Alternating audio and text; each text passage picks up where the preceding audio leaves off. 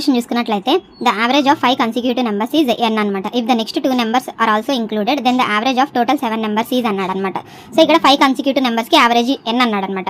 So అవి x+1 x+2 x+3 x+4 ఈ 5 consecutive numbers అనుకుంటాను. సో వాటికి average x+1 x+2 x+3 x+4 by 5 is equal to n అనమాట.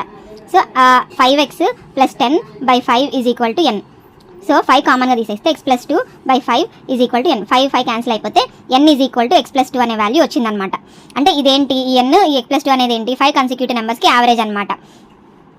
So ఇక్కడ చూసుకున్నట్లయితే if the next 2 numbers are also included అనమాట.